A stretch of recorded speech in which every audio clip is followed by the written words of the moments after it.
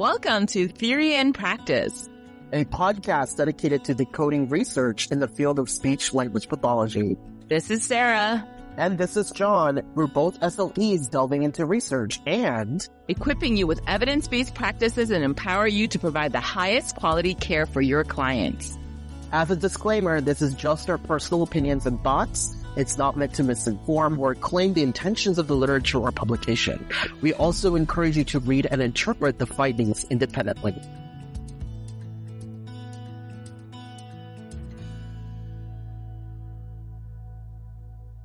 Hi, John. Hi, Sarah. How are you? I'm hanging in there. It's summertime, so I have a lot of time off, but also not really, right? Because it's like the time that I finally get to like clean the house, reorganize, throw things away. But otherwise, I'm doing really good. What about you? I'm doing okay. I got my book chapter published. Yeah. So that's in IGI Global. And the book is called Advancing Equity in Early Childhood Education. And I think I'm in chapter 5. So I wrote the 5th chapter of that book, or specifically on participatory help giving AAC practices and how we do like family-centered AAC services in early childhood. So yeah. So this is perfect. And I think this is like perfect because you are now like the expert on what we're going to talk about today, right? Well, maybe you don't like being called an expert, but but you know a lot. This is now an area of specialty for you. It can be. Yes. So we can just kick us off. Let me kick us off about today's article. Okay, so before I start, usually in other episodes, I'm the one that brings in the article, but today I just want to give credit to our wonderful Sarah, who have really brought attention to this article. So I just want to say thank you so much for doing that and taking the lead. I really appreciate you. But I think this is a really, really interesting article that really catches a lot of information about how we do our school-based services. Absolutely, John. And so I'm really excited to share this both as a special educator, and also as a parent too, right? With the perspectives of having a child with a disability who needs an evaluation process, adhering to IDEA as well. So it's been an interesting I've had an interesting year, I should say, okay? And we're going to unpack that a little bit as we explain this article, right?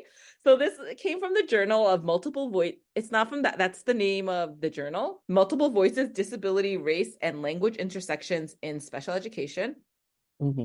So, yes, please continue. And the title is called The Individuals with Disabilities Education Act, IDEA, and the Equity Imperative, Examining Early Childhood Transitions to Special Education. What were you going to say, John? So a lot of the times our SLPs happen to be within ASHA, and some of the things that we read are ASHA journals, right? So this journal right here, Multiple Voices, Disability, Race, Language, Intersection, and Special Education, is housed under the Council for Exceptional Children. It's like the ASHA version of special education. So it's one of the Council for Exceptional Children's journal. So we are once again outside of the ASHA world here and really talking about special education IDEA issues. Definitely. So this this really sparked interest for me because they talk about equity imperative, and I think specifically areas that they discuss is power differentials, which I don't think enough of us are discussing power differentials when we think about equity, right? Absolutely.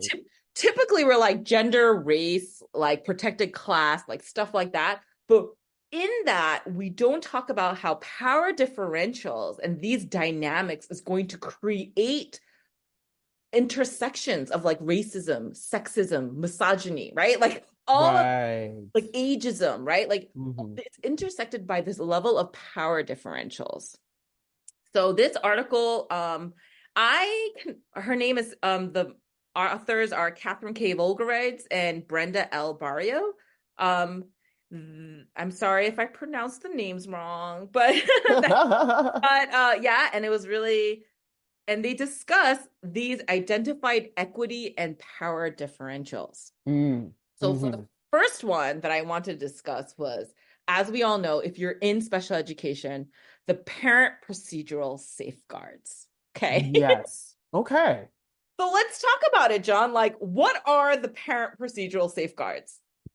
So parent procedural safeguards, right? Those of us who are in, working in special education or in IEP teams, right? That is the very first thing that we give to our parents, right? It's a written document, and majority of the time, the case manager passes that out. Be like, do you need a copy of the parent procedural safeguards? And some parents definitely say, I have so many of them, I can turn them into a wallpaper, and just laughs. I mean, that happened in my IEP meeting. But that tells me that even if the parents are getting the copy of the parent procedural safeguards, I don't think parents are really reading it or truly understanding their rights. Because if they are reading and understanding what it says, then they should be exercising those rights in those meetings. Correct. And I do have to note that under federal law, it is not required to get a procedural safeguards, that little manual. How many pages is it? It's not too many pages, right? It's not, yeah. It's like maybe 14 pages at most, I think. In order to get it, it's only if you are considering special education services. So you requested special education services, so now you're going to receive it, right? It's not like you can just get it like printed out and handed out to you the same way that you might get it from a school. You know how when you go to a school, you have like your parent handbook? Yes. Receive like just a regular parent handbook, right? That is not what procedural safeguards are, right? Like this is very specific to receiving special education services. So it is often not, I think under federal law, it's not even required for you to get it unless you request special education services.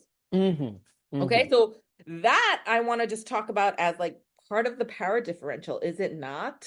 So you don't even get access to the information about special education rights and services until you ask for special education services.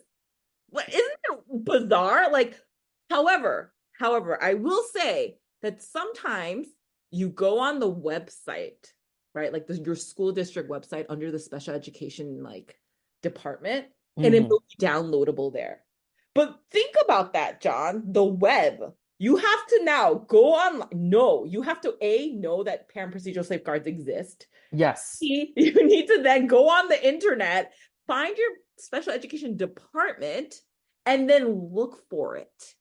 So these are already like, so who has the highest level of power just by like that alone? Not me as the parent who's supposed to know their rights, right? So that is concerning. So that's already one thing about parent procedural safeguards. Another access. Access. Right. Here's another aspect. Parent procedural safeguard. And this is what the article talks about. And I'm just going to do a direct quote from page 47 as we to quote, right? Right. In addition, the IDEA legal mechanisms that give caregivers the right to due process and parental consent are written in complicated language, require mastery of English, and are difficult to leverage without legal counsel. The resulting legal climate and IDEA implementation challenges complicate how caregivers and educators interact with each other and generate the context within which cultural misunderstandings and power differentials can manifest during the special education process. So here is the thing. Even if you receive this handbook, hypothetically, right? Like let's say that like you requested a meeting and so you got this parent handbook. You can't even understand what it means. You don't even know. It's so much. Exactly. And that is the irony. Is that not of this handbook? That it's supposed to be the one thing that tells me what are my rights as a parent with a child with a suspected disability, and I can't even access it because of the jargon language that it is. And even then, I also that, and even if I spoke English, it's difficult. Okay. So Yeah, now, because it's not everyday language. It's not, you know? exactly, right? Oh my gosh. And then as you're reading through it, let's say you don't even know what it means. You need legal counsel. Counsel. How would you receive legal counsel, John? Tell me. If you Well, wanted to receive legal counsel, where would you go? well, legal counsel would definitely start with like a special education lawyer, right? Or an advocate. But another thing, if you're already a family of, that speaks another language, who really don't know the education system, that doesn't even know, that these rights are given to you, will they even look for, legal counsel, legal support, an advocate, right? And if they do, they purposely, I don't know if it's on purpose, but they cost a lot. Exactly. They It is cost a expensive. lot. So what are we talking about in the power differential there then? So it's a wealth privilege issue, right?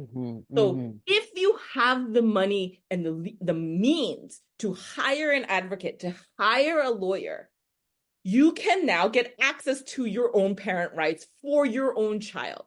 But Correct. you do not have that. And then let's talk about the intersections. Now, if you have wealth, if you don't have wealth, and you also cannot speak English, what would then be how power differential there, right?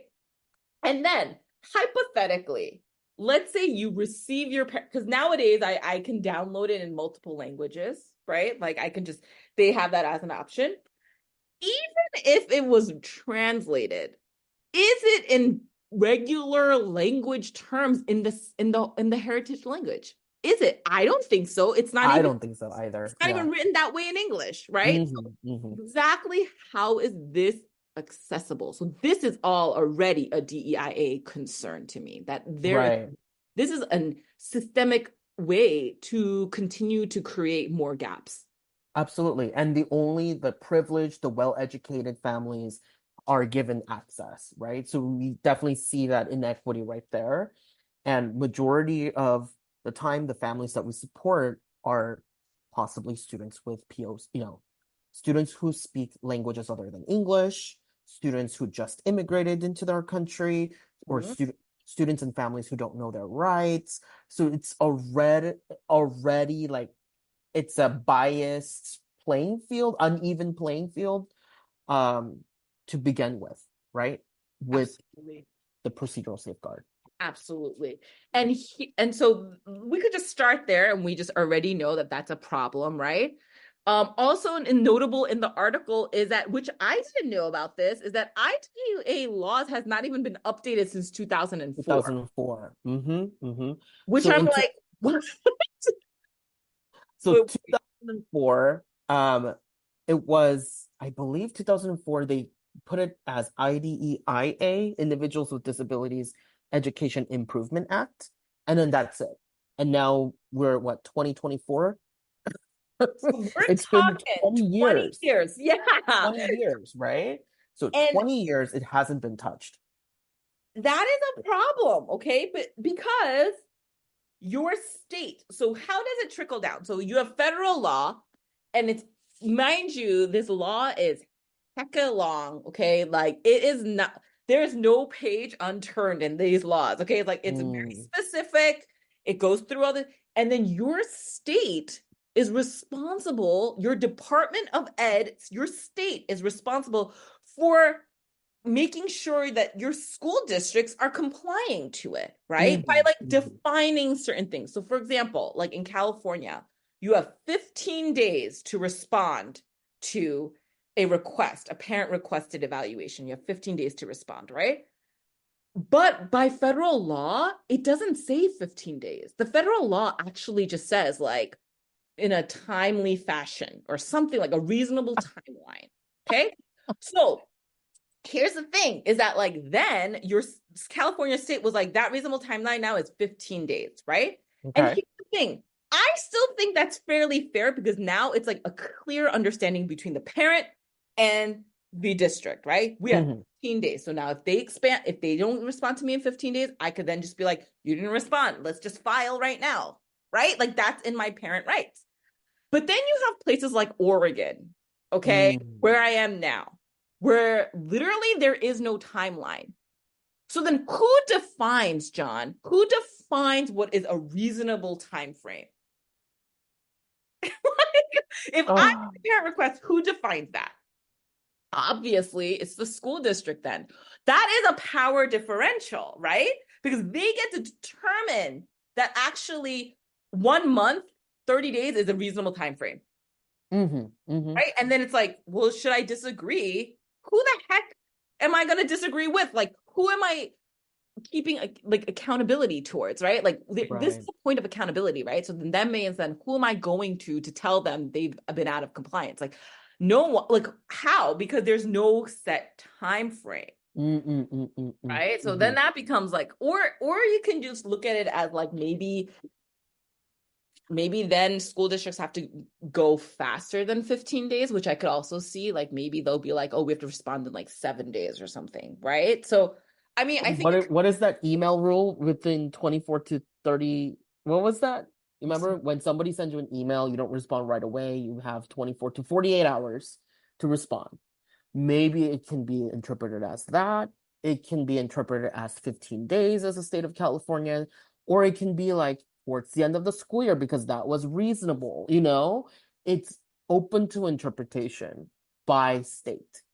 Yeah, and I feel like when we don't clearly define some things, it just becomes a power differential. Because the people who are having the highest level of knowledge, resources, and the power to do something for your child is coming from the school district and the school district employees, right? So if that is the case, and these things are not clearly defined with the parents, like then it's just not a fair system, right? Already, just off the already. So now we have, so you got the parent procedural safeguards already. You're not at the same playing field, right? And then you got the not defined timeline of like once you make a parent makes a request.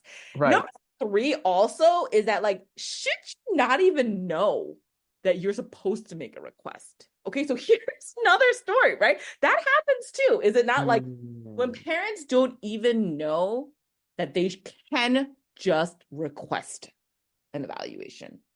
So hypothetically, a lot of times what happens, and this is like from a perspective of a parent, right? Is like, I'm seeing that my child was struggling. And I'm going to the teacher and I'm like, I really think she's struggling. I don't think she's reading at grade level. And my teacher was like, no, she is. She's doing just fine. And then I'm like, well, then show me the evidence. And then you don't have any evidence. Like there's no like metrics. Like you didn't try to do no like easy CBM. You didn't try to do some dibbles. Like you didn't try to do like iReady diagnostics. That's a common one lately, right? Like you did none of those. You have nothing like those metrics to show me. But you now the school team is telling me no, your child is ready on grade level. How can I argue that? Yeah, for sure. Right. And then if that's a power differential, right? So I don't even know as a parent that I could even just be like, you know what? I think you're wrong. I think my child does need an evaluation because there's something wrong. Like, how can I do that? That whole thought process, that whole idea is not even available to me. That's part of the school staff, right? The school staff gives me that information. Well, should you disagree with me, you can look into special education services, right? Right. But if I don't even know, then what's going to happen is like, I just trust the school staff. I'm just like, well, even though they have no evidence that this is true, this is all I can do. Or, okay, so that's one option. And then hypothetically they're wrong and my child just is delayed. Well, that's just what is going to happen, right? She'll just be delayed for like until I find out some other way, right? So exactly. That's one thing. Or I can get an outside evaluation. Now, here is the kicker, John. If I get an outside evaluation, that evaluation is not covered by your insurance. And it will be anywhere from $1,500 to like upwards to $5,000, depending on what you are trying to get. So in my case, for my child, it was dyslexia, right? So now I have to go, and so I asked for an outside evaluation specifically for dyslexia, right?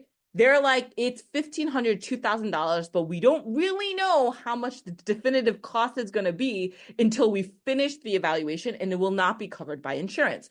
So this is another power differential, right? Like, but the district should be able to pay for that. John, here is the problem, right? Okay, John, you are exactly true. Okay, so here it is.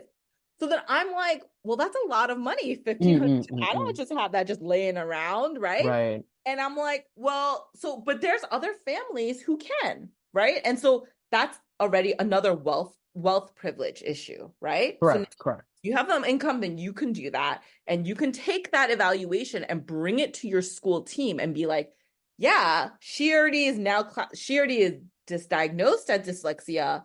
Go ahead and start doing the evaluation. That can trigger your school team to start doing an evaluation, right? Yes. If you don't have that, right? Like in my case, I didn't have that, right? So I go back to my team and I'm like, hey, I really strongly encourage, I think she does have dyslexia. I already started dyslexia tutoring out of pocket. I'm pretty sure she's behind, right? They were still like, no. I was like, how about tier 2? So I'm like, let's do the MTSS framework, right? And I'm like, how Oh about my just gosh.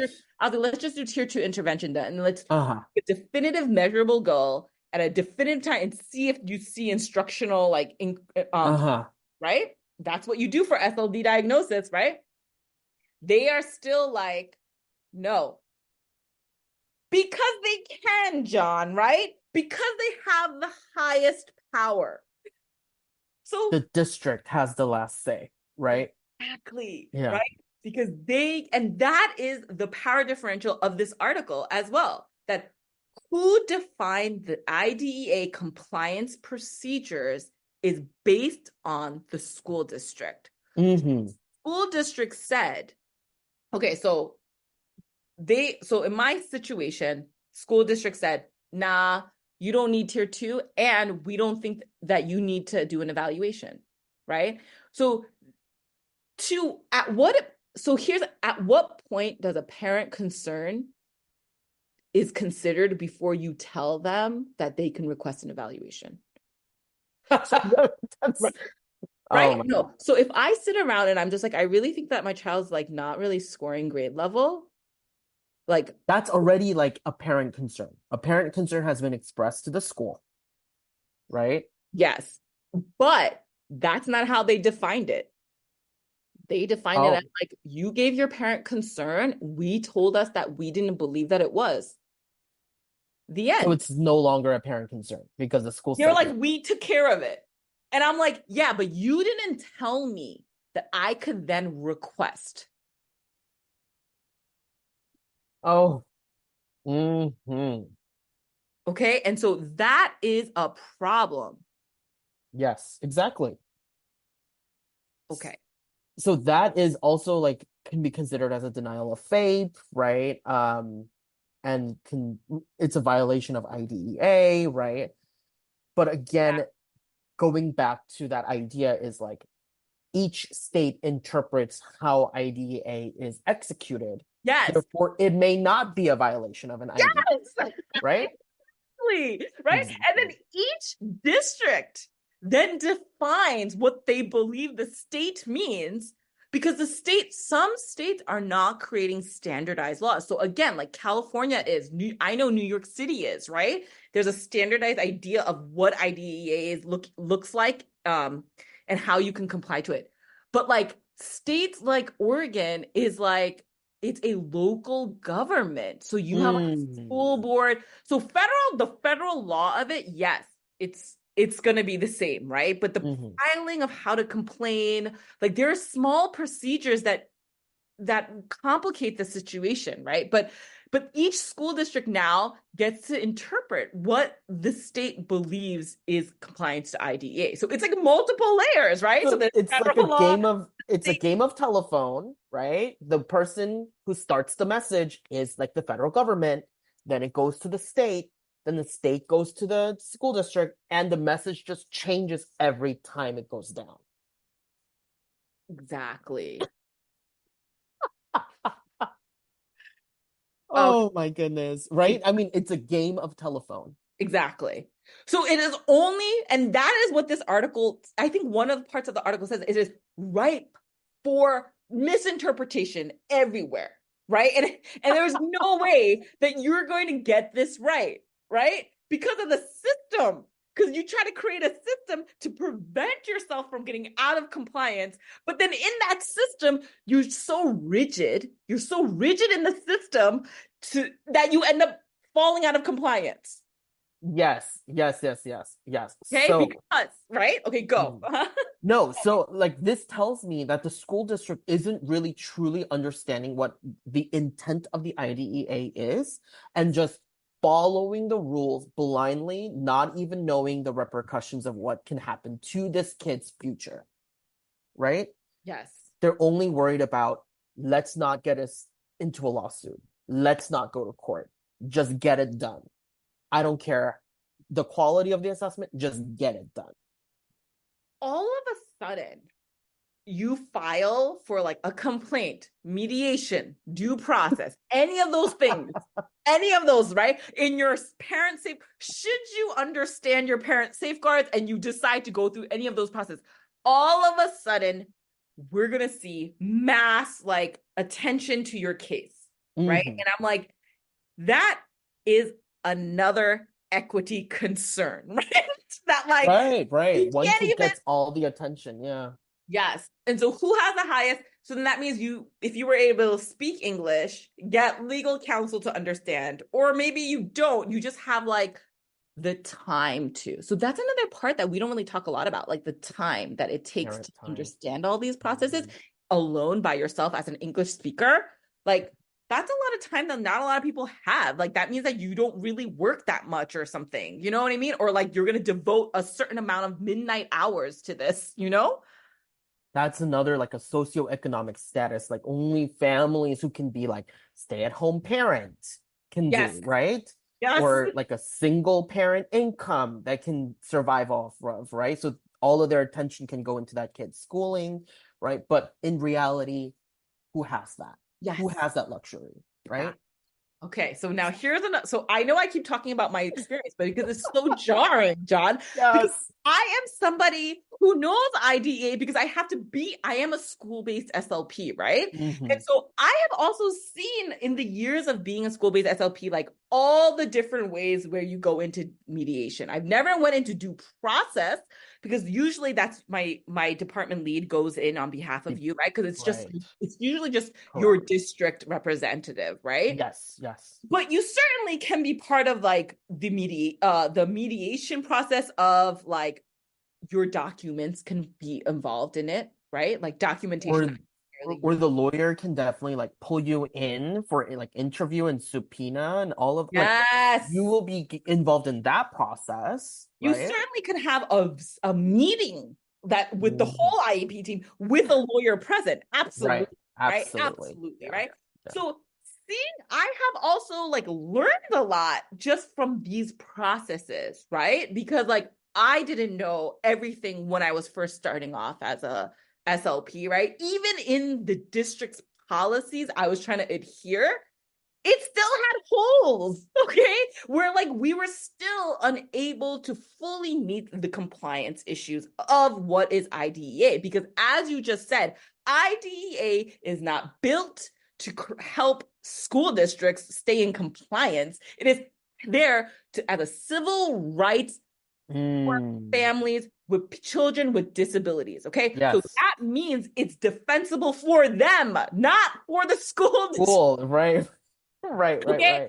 So regardless of how well you do this system, likelihood is low that you have actually fully met all requirements because all you're really and that's what this article is saying. You are so focused on the technical aspects of it. 60 days, 15 days. Like I have to make sure that it's standardized. I have to make sure that it's eligible. Like like you're so focused on this that we end up losing sight of about the family and what Right. is right for the family and what is Mm-hmm. right for the children there and what they want and what they're asking and requesting for, right? Yes. And Yes. so if we as special educators are missing that, you know what I mean? Like we're gonna see holes. So here I am. So 15 years. Okay, so this, as you know, John, I'm going into my 16th years as school-based SLP, and I am Yeah. still learning, John. No, but I'm Yeah.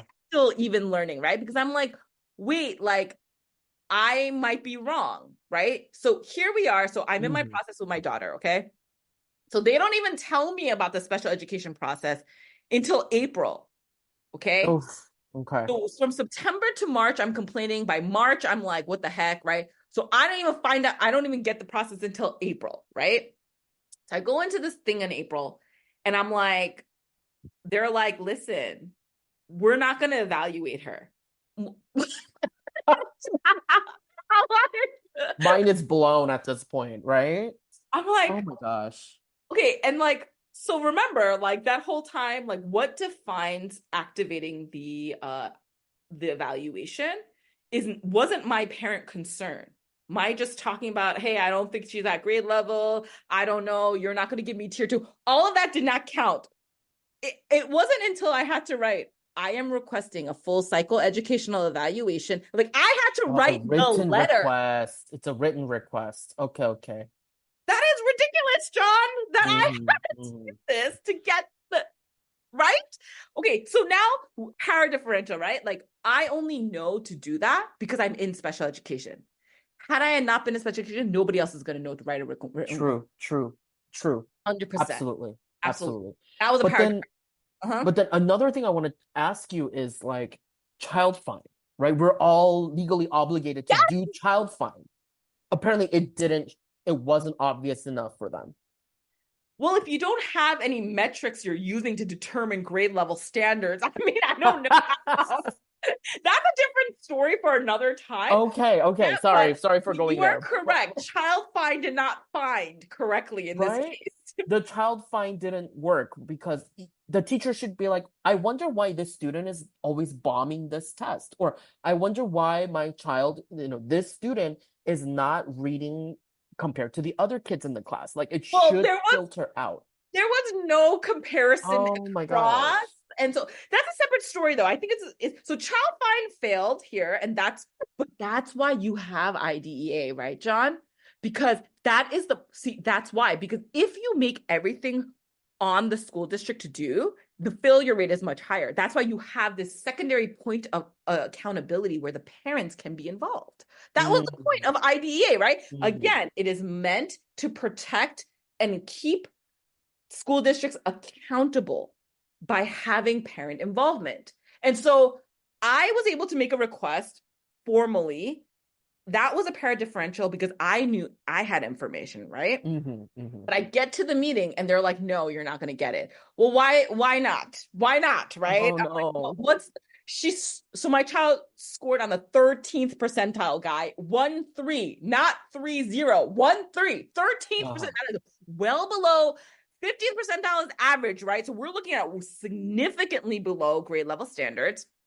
She failed all three screenings, one being 13th and two is like more it's one of those like letters, like you have, if you're a first grader you have to go all the way to the letter like subtest L Right. there. Yeah. She bombed sight word recognition, all that. She bombed. Okay. Right. And they were like, no. And I'm like, why? Because we just don't have enough evidence. As per whom, John? As per whose Oh. definition of what is enough evidence, right? And it's called the school district's system and process of IDEA compliance. Now, what were they talking about? Oh my gosh. They were like talking about you need, according to their district idea of IDEA compliance, you need 4 points of data. Now, that's a make-believe number, right? Because IDEA never talks about 4 points of data. No, mm-mm. Never. I've Zero never times. seen that. And Never in fact, there's even no data required, and you can make a request, actually, right? So there's nowhere. Actually, you don't even need any evidence. But now you have 4 points. But it's why? Because they're like, oh, well, we can care about disproportionality. So I really want to discuss disproportionality at today's conversation. Okay, let's The do it. reason, the reason why is because Okay. we don't want to overqualify children for special education, because what we found is that like it's a disproportionate number of Black, brown kids, Native American, right? Like these are protected class and they're being overqualified for special education, right? But there's underqualifying, okay? Who is underqualifying? Asian American students are often underqualified. Underqualified. Yep, And yep. it's part of that disproportionality as well. I think that like we should absolutely do our due diligence to make sure that we are being sensitive to cultural differences over disorder, right? Absolutely. Yes. And I think that because of our ideas, and we talked about this in our last episodes, that like because we're so immersed in Western ideas and Western ideas of what language looks like and how to find that, that's how overqualification happens, right? In the ideas of Asian Americans, we follow the model minority myth, right? That like, here are these Asians, they just immigrate here and somehow they still make it and break barriers and Be like, look at them. Like, be like that, you know? And Yeah. it only pits us against other racial ethnic minorities, right? Exactly. Right? Because that's not really what's happening. That's not what's happening. Because of that model minority myth, there was a level of privilege that we received where they're like, now like basically now we're like in, right? Like they're like accepting us into their little circle, the Western circle of being like, you're allowed to now be just as educated as us, right? Now, because of this model minority myth, though, I don't believe that children who do actually have disorders are now being qualified at all. That instead we're kind of looked at as like, clearly you cannot possibly have dyslexia. You're Asian. So easily dismissing them by race. Correct. Right? So there is a stereotype there and a bias that came on, and now there's an underqualification, right? So here's my child, and she is, looks like me, right? And so I'm like, I felt like you're not taking this seriously just because like I am educated or something, and you're not taking this seriously because you're looking at her in a biased lens that like, surely she cannot have dyslexia. Surely she's going to catch up. Says who? What I mean? Like, with what evidence? The big kicker was I didn't see any actual hard evidence, right? So when we talk about disproportionality, we do want to look at overqualification, but you also want to look at underqualification. So you need to look at all areas of bias and stereotyping that America is built off of, right? And so here we are. So they deny me, okay?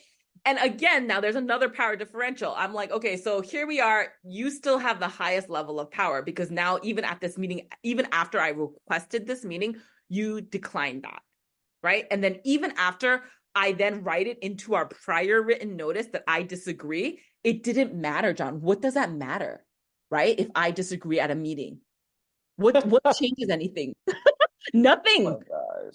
They were like, you know what we'll do is we'll start going and we'll start doing assessing and like not assessing. We'll start doing progress monitoring. Yeah, taking data for sure. Taking data, right? But then here's my question. Don't they have like previous schoolwork from earlier in the school year that kind of like red flagged her from the beginning? You know what I mean? No, they didn't. Okay. And that that is a separate conversation of a failure of a school, but that is not part of IDEA. Okay. We can talk about child find another day. Okay. Okay. Sorry. What you're talking about is like the MTSS framework, the tier process, 1, 2, 3. Right? Yes. There was no 1 and 2, John. There was no one. There was no one. Okay. And so okay, sorry for living in theory land. Sorry. Okay. Sorry. There was no one. There was nothing. But because of thankfully, because of IDEA, because it involves parents, I was still able to trigger though. Does that make sense? And I think that even at the failure of the tier 1, like ESS, like Every Child Success Act, like even at that failure, I still, because of IDEA, was a safeguard. It really was a safeguard for me. So I got to trigger. But once I got to the evaluation meeting, they still said no, right? So it was kind of like, still at the end, there was a power differential. So now at this point, the entire year has passed, okay? Oof. And so now we're in May, we collect the data. Now here's the problem with this is that like, if the power differential here is now that the school district still denied me, even though like they're really not allowed to, because under OSEP, right? Remember under US Department of Ed, they were like, you cannot use RTI to delay and deny an assessment, right? Right. That's right. That's so they're trying to do progress monitoring, so that's already a violation, right? But who am I going to? To whom do I go to make this complaint? The Office special of Civil education Rights. director, right? Yeah. You start going through the special education director, right? Yeah. You start going escalating it, Up, right? up, up, up, up. Yep. You can go as far as OCR, Office of Civil Rights, right? Mm-hmm. This is going to also easily qualify under, so anytime that it's a violation of IDA, it can be a qualification under discrimination, right? So Right. all of this can be an option. But John, who has the time and ability to do this, John? Tell me, right?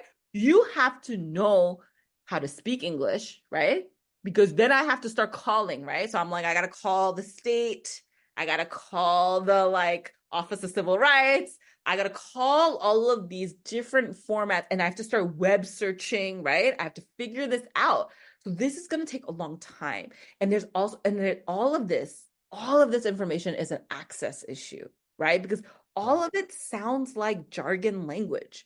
And it's hard even for me, who's a special educator, right? And I'm like trying to sift through all of this and being like, wait, but that doesn't kind of make sense from my prior knowledge. So I already have prior knowledge, right? So all of this is already all these equity concerns. Okay. So so again, the reason for why my child got denied the first round is because of the school district's compliance issue, right? Mm-hmm. They had their own district ideas. So it's like, this is not going to work. And in the article, which I found really interesting, was she talks about through her ethnographic methods, Mm-hmm. how the child got exited from speech services. And what was told to the parent was he doesn't need speech. Oh, Right? okay. Right? He doesn't need speech, right? And to be very honest, I have also used that terms before too. Usually when I'm exiting a child, but I usually also show, not usually, I don't ever say that unless there's an evaluation, right? So I Or you present my have evaluation data to results. show. Yes, Yeah. you have data to show for it. And then Yeah. like, but a lot of times when I'm explaining the evaluation, I do feel like it's jargony. You know what I mean? And I try to explain it as basic as I can, but I am concerned that does the parents really understand what I'm saying? Like, do you know what I mean? Like, you get what I mean? If you think about our assessment process, right, and the words that we use, expressive language, receptive language. I had a parent ask me, what is receptive language, right? Because I also work with regional center and I work with young kids, and I had to go over a discharge report because they're moving on to the school system. Mhm. And parents ask me, what is receptive language? And it kind of like hold me back. I'm like, okay, how am I supposed to say what a receptive language is? Like you and I both know, right? Because we all went to SLP, we're all trained, but I have to be like, receptive language is dot, dot, dot, right? How well the student is able to understand, follow direction, answer questions, right? I got to bring in real life examples to describe what receptive language is. So imagine, like, let's say you're giving, I don't know, the clinical evaluation of language fundamentals, right? We're also giving the CASTLE, the comprehensive assessment of spoken language, receptive, expressive, pragmatics, right? All those things. How are we going to explain to that, right? That's a barrier in itself. That's a barrier. Mm-hmm. That's a barrier, John, right? Mm-hmm. And I'm like, oh my God, there's only nothing but barriers here. As I'm right. Okay. As I'm looking around, I'm like, hold on, like, how would another parent know this? Like, how would this even make sense? Or like, even as I'm getting screwed over, I'm like Mm-hmm. silenced. And that's what this article talks about. Like the parents were being silenced, unbeknownst to even the district themselves knowing, even though that wasn't their intention, right? That they were like, the system. Mm-hmm. yeah. Because even as they're presenting the procedural safeguards, they're like, Do you need it? Do you want me to go? Like, even when they went over it, it was 30 minutes of jargon language, right? So I'm like, what? Like, at the end of the day, the way that this is all built and the way that it is just this imbalance that is only meant for high education, like not even high education, right? It's like the ability to understand jargon language, right? Legal counsel ability. Like, you have resources outside of just yourself to help guide you. I So mean, this is a clear example, right? Even if the parent is well educated, but if you're not educated in education, yes. this is another language, right? Yes. And even for you, Sarah, because you are always part of the school team in the IEP and the 504, you as well need to be like, what does this mean? I thought it always meant dot, dot, dot. Yes. Yes. Yes. And also, like, just because I know California system and how that paper, you know what I'm talking about? Like how the paper looks Mhm, like that mhm. doesn't mean that I now know every single paperwork of every single state, Every single state. right? Yeah. So if I go to a different state and I see a different paperwork, I'm like, I don't understand what this means. Or like, does it really clearly define what I wanted, I wanted to reflect what I thought? You know what I Mhm. mean? Like, all of that is a problem. So from the beginning, it's just not built. It already is built with power differentials, right? Yeah. And then she says here in the article, it's just like another parent was told, like, you don't have to worry, just sign these pages and everything's gonna get like everything's, and that is like such a well-meaning district employee to say something like that. You know what I mean? Because it's like, We're like, we'll take care of you. You're okay. I got you. Just sign it, right? so it Yeah. requires a level of trusting the system and the staff there. Okay. Yes.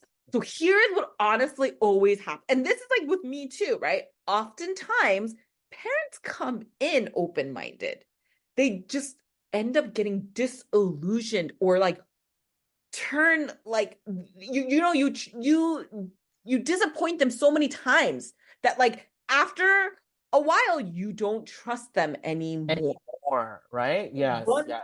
so one person's mistake, maybe 3 years ago, is going to now be this what's going to be lingering for the next 15 years until the transition program. Okay. Mhm. Because the system that has been built is not made to, even though that's what IDEA is for, the way that it has been widely misinterpreted and the way that it has so many power differentials now has broken parent spirits and the ability to trust a system that is made for them. Correct. Okay, Correct. now this problem. So then later on in the article, remember how they like talk about interpreters? My favorite, okay? Interpretations. So they talk about interpretation like she is like a single mom. No. She was a English only. No, she was a mom.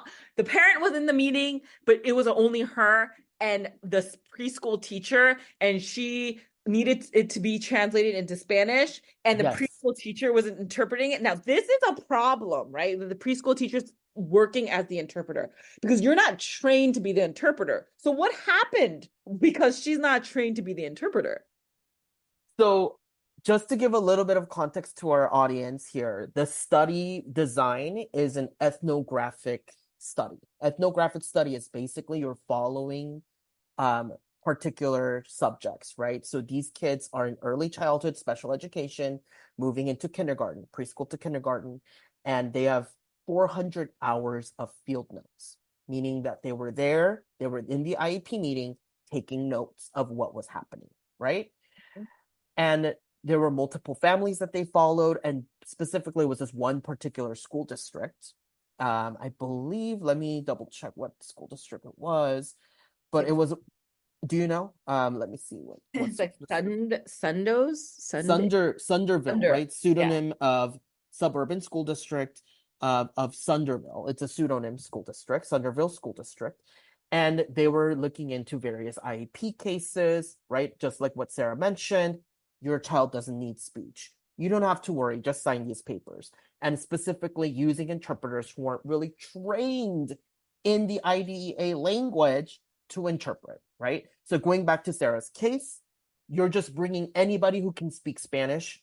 Please interpret this for us. And then you're using things like second, below the two standard deviation below the mean, or the student is not reading is currently at the age or the grade level. Now you're putting another game of telephone where information is being like misinterpreted, or really just interpreting from what their point of view, or guessing from what their point of view is. So again, another game of telephone where information is being misinterpreted again. Misinterpreted. Okay. And so in this case, there was no interpretation actually, right? Like, actually, all of this meeting was happening, and the preschool teacher was not interpreting for the parent. Now, I have seen this happen too, where like your district doesn't hire a trained interpreter, that they don't end up interpreting everything. Okay, that it's almost like deciding what they're willing to interpret. Okay. Yes. They pick and choose. I'm like, okay, I understand what they said here, so I'm just gonna interpret what I've heard. Yeah. Or like this, I decide what is important. So we were just commenting and having casual conversations. So I'm not going to interpret that. But I am going to interpret the fact of like, like educational matters, right? So like, for example, there was one time where I was in a meeting and I was like saying like to the mom, I was like, oh my God, because she had just gotten a haircut. And I was like, oh my God, I love the haircut. So cute, right? But I feel like that needed to be interpreted. And the interpreter was sitting there, and she was trained too, and she just wasn't interpreting. And I had to be like, oh, can you interpret like everything that is being said? We need, even if it's not even addressed to the parent, that needs to be interpreted. Like everything. Right. You need everything, to stop us. Right. And you need to stop us if we're going too fast. Like everything needs to be interpreted if you're going to use the interpreter, right? Now, so there was another aspect though, right, John? Like, why do districts sometimes not use like real interpreters, like trained interpreters? It's a money issue, right? They have to hire them. They have to, right? So they're like, we have, teachers and staff or janitors that speak Spanish. Let's just ask them to come into this meeting for like an hour, right? And then they already assume like they know how to say, your student is currently 2 standard deviations below the mean, right? We've done expressive language, one word, receptive language. We know this. I'm sure the janitor can interpret the self. You know what I mean? So things are being placed out of context. We have interpreters who are not trained, who are asked to interpret these highly non-everyday social language, and then eventually determine the future of this child, the future trajectory of this child.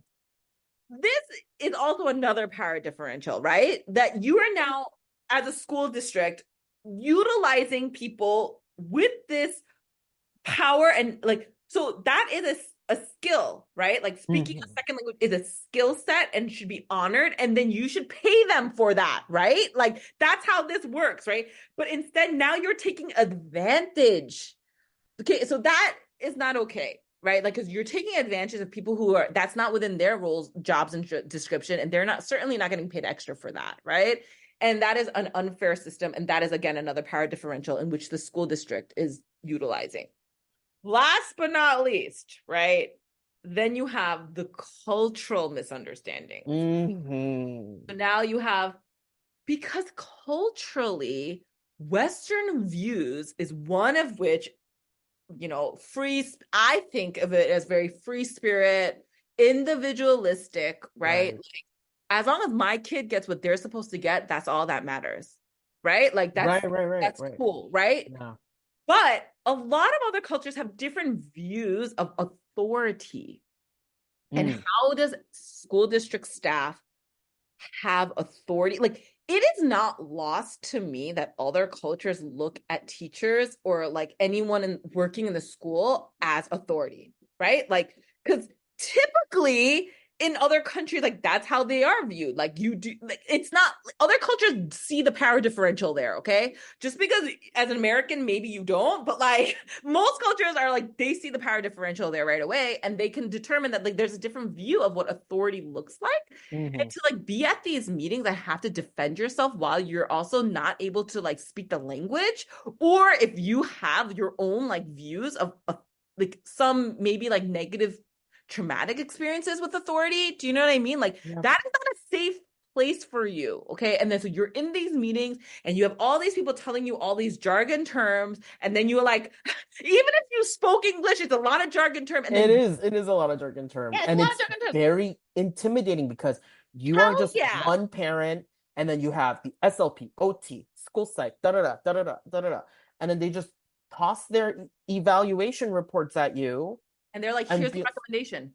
and they're like, this is what we did, this is what I recommend. Here you go. Right? Yeah.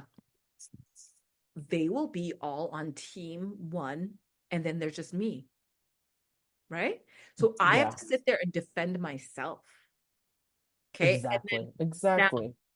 the only other way to not be there by yourself, maybe you're with your partner, but it's like one of the same, right? Like But if the partner doesn't know, you if guys are both of you don't know, it doesn't if you matter, don't right? know, Yeah, yeah, if you don't know, right?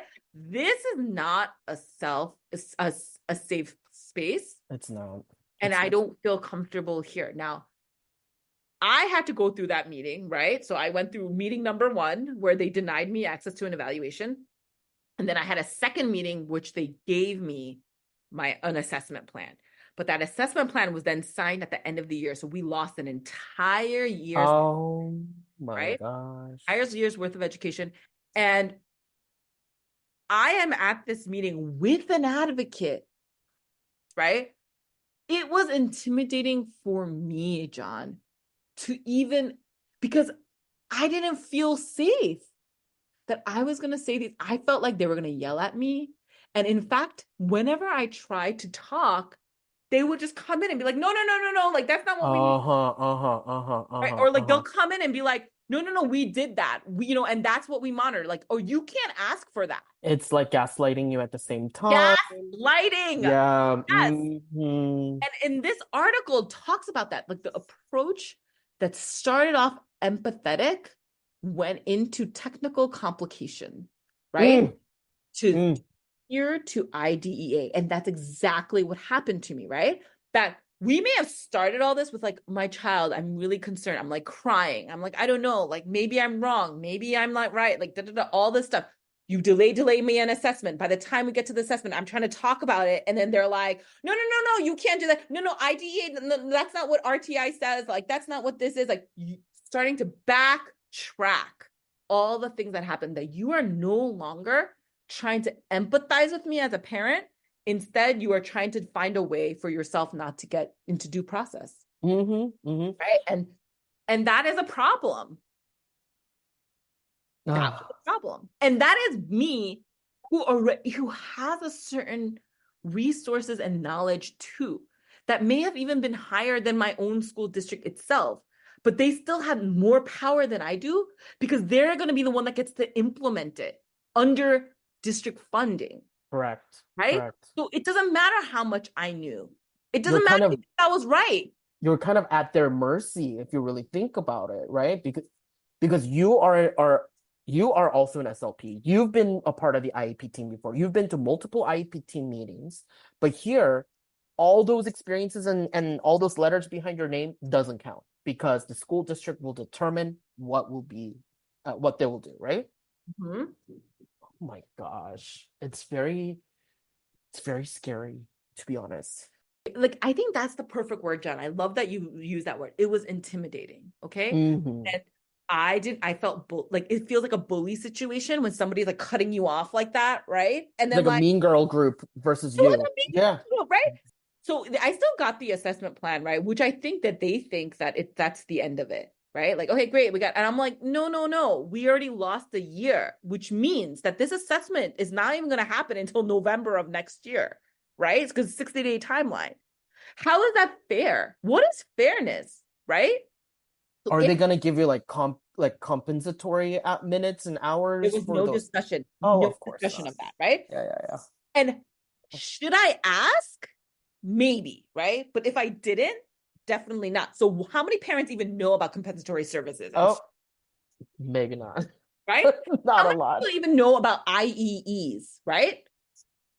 How many people? So this is a problem. And so, okay, so at one point of the meeting, like they just Oh, wouldn't let the people absolutely. answer and they wouldn't even let their colleagues answer, right? And we all know why that is, right? Because you're concerned that the colleague is going to say something wrong that's not going to be IEP compliant, right? That's what all of this is about, IDEA Oh, compliance, right? yeah. Stay out of due process. So at one point, I end up trying to be like, no, no, no, hold on. Let her speak, right? I want to hear what she has to say. Did the meeting start with meeting norms? Did it start with like good faith collaboration? How about Yeah, good faith. Good good faith. faith, right? Did Mm-hmm. you lead with empathy? No, Mm-hmm. you are concerned about IEP compliance of under IDEA. That's what the concern is right now. So therefore, you're being rude to me, but that is lost. That the parent is not the main character of this meeting, that is completely lost to the team. Mm. And then I became the villain. Now, I also want to remind you that in that meeting, I am the only person of color there, period. Right? Oof. Right? So now you have intersectionality. So now I'm a parent of a child with suspected disability, and I'm a person of color. Like, this is a problem. And then who has the highest level of power? Them. Doesn't matter if I have all that information in my head. I don't have money and wealth to like bring on like a legal team, right? So even for me, all of this is injustice, bias, inequitable practices. Yeah. Yeah. How much more is it for families who don't even have the knowledge, wealth, and the um, you know, the wherewith, like the knowledge and the access method, right? Right. Right. Figure it all out. And then their historical culture is like, we gotta listen to the teacher, we gotta listen to the school. Yes. You need to Mm-hmm. trust the system. Mm-hmm. That's what they're Mm-hmm. saying. So this is all that's offered to us. Yeah. So like this is such a concern for me that like IDEA is not intended to be used this way, and it's being weaponized against the very people who it's supposed to protect. Mm. This IDEA was enacted under the backs of people, disability activists, people who have disabilities. It's a page turner, man. If you read IDEA from cover to cover, it's a page turner. Like it's all of these details that came together because lived experiences lived this, right? And then Mm. yet, even still, the way that school districts are using it is to weaponize it against us. The irony. The irony. I I don't know how to fix this problem, right? Like, how can you go past this? We cannot. I mean, here's the thing. There's been multiple parents who've sued the district within the 20-year time frame, right? Absolutely. But it just only stops at the state level. That's it. It doesn't go up to the Supreme. Also, just families just stop at what district is willing to pay for, right? Compensatory time. Okay, I'm happy. X amount of money. Okay, I'm happy. It didn't escalate enough to where it brought in like structural changes, governmental changes, right? Political changes. So it seems like the district is trying to do anything they can to like stop the process, right? We'll just give you an as an AAC specialist, right? This is one thing I've heard from my district. Just give them an iPad so they can calm down. Get us out of yeah. So that has been the problem, right? Like that's the way that we think. Kind of like, let's just get these people out, give them what they want so we don't have to pursue this further. Right. We're And like, if you yeah, please continue. Yes, oh, yes, and yes. and Yes. I feel kind of like when we do that, right?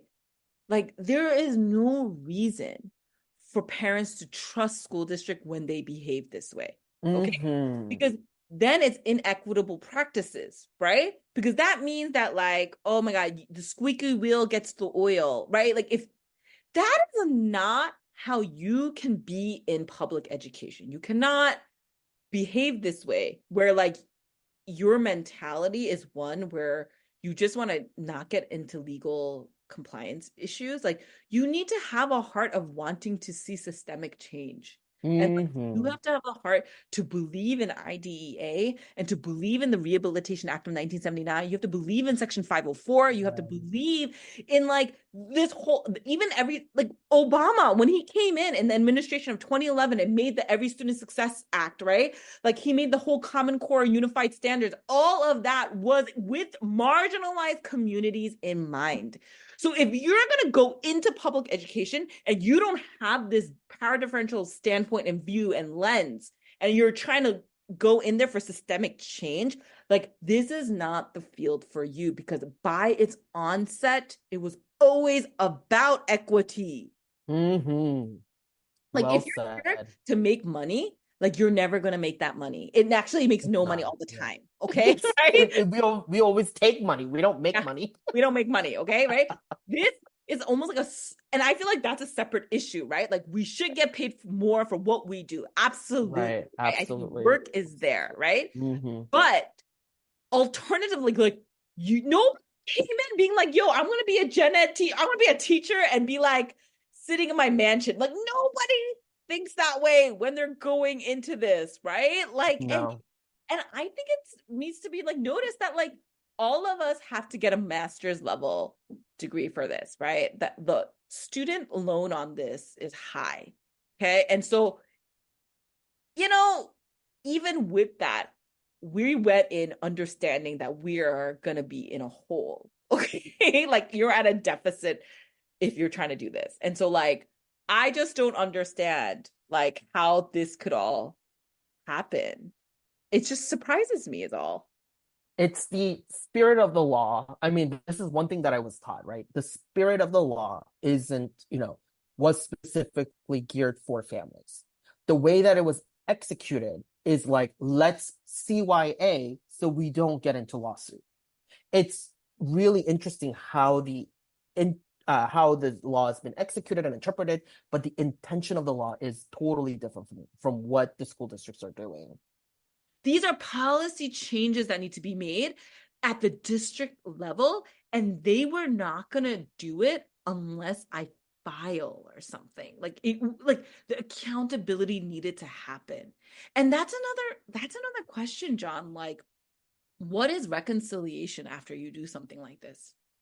Is it like a most of most of the time the district kind of like flags you and be like, hey, heads up, this family's going to go to that middle school.